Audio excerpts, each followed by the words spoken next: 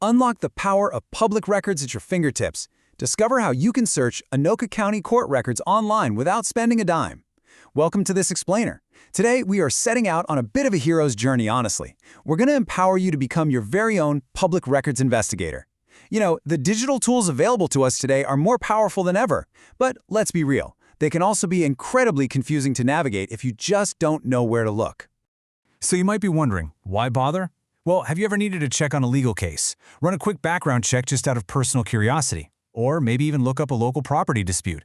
Most people just assume you have to pay those expensive commercial background check services or, I don't know, hire a private investigator to get this kind of info. But here is the truth. If you're looking at Anoka County, Minnesota, a massive, and I mean massive, treasure trove of these records is sitting right there online completely free to access. You just need to know the right portals and the right strategies to use. Here is our roadmap for today's explainer. Welcome to Anoka Records, preparing for your search, navigating court records online, other free record databases, privacy rules and challenges, and finally, final tips and disclaimers. Let's get to it. Kicking things off with Section 1. Welcome to Anoka Records, where we'll be understanding the 10th Judicial District. To put things into perspective, Anoka County is the fourth most populous county in all of Minnesota. Its court system is a vital part of the state's 10th Judicial District. And what's really fascinating here is that Anoka operates a general jurisdiction unified trial court. What does that mean for you? Well, with 16 resident judges working out of a centralized courthouse right in downtown Anoka, this single court hierarchy handles literally the full spectrum of legal filings. We're talking everything. Criminal prosecutions ranging from simple traffic tickets up to felonies, civil contract disputes, family law like divorces, juvenile matters, and even probate cases involving wills and estates. Because it's a unified system, all these vastly different case types funnel their records through the exact same local office of the court administrator. Moving right along to Section 2, preparing for your search. It is time to gather your facts. Look, the absolute most crucial thing here is specifics. The more specific the data you bring to the search bar, the more accurate your results will be. At a bare minimum, you want a full first and last name, and if possible, any known aliases. But let's be honest, names can be incredibly common. If you just search for John Smith, you are going to get buried in results. It's like finding a needle in a haystack. Having a date of birth is a total game changer for filtering. Even better, if you have specific case numbers, citation numbers for traffic offenses, or registered business names or attorney bar numbers. Having these exact identifiers will absolutely save you from digging through hundreds of mismatched files. It just streamlines the whole shebang. All right, on to the main event. Section 3, Navigating Court Records Online. We are mastering the MCRO system. The tool you're going to use the most is called Minnesota Court Records Online, or MCRO for short. Here is your step-by-step action plan. Step 1, visit the MCRO website and just accept those terms and conditions. Step 2, choose your search type. You can look up a general case, a specific document, a scheduled hearing, or a monetary judgment. For most of your standard background checks, you want to start with a case search. Step 3, enter all that prepared information we just talked about, like the name and date of birth. And hey, make sure to filter the court location specifically to Anoka County. Otherwise, you're going to get statewide results and overwhelm yourself. Finally, Step 4, when you find the right case, click into it and review the Register of Actions. This is essentially the timeline of the case. It shows you every single filing, hearing date, and the final outcome or sentencing. Now this is where it gets super interesting. There is a very distinct difference in fees between just viewing a record and actually getting a physical copy of it. Simply looking up case details and reading that Register of Actions on MCRO, 100% free, $0. However, under some recent statutory changes, if you want to click and remotely download an actual PDF of a court document right from your couch, the system charges an $8 fee per document. If you happen to need an official certified copy with the fancy raised court seal, say you need it for a formal legal proceeding, that'll run you $14 through court administration.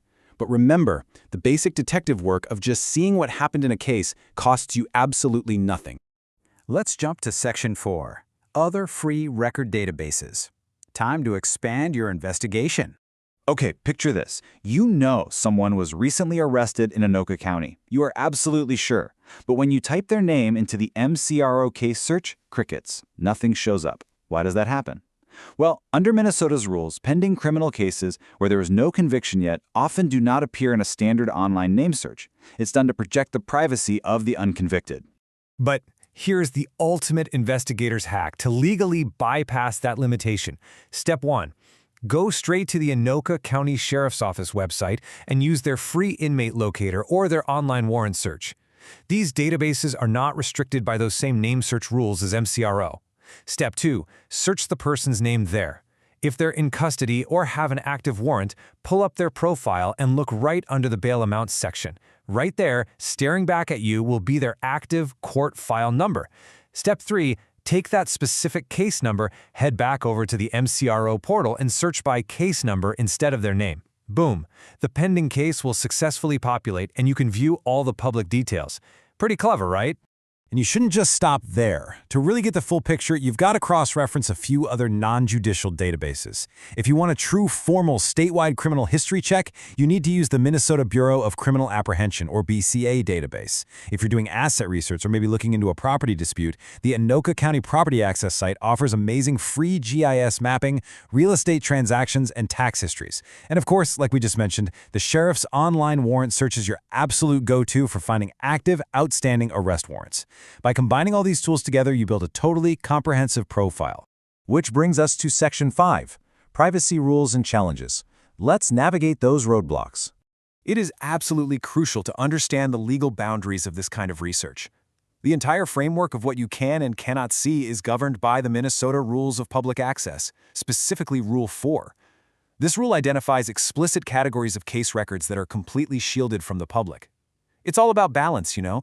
The courts have to balance the public's right to know against the very real need to protect sensitive data and vulnerable individuals.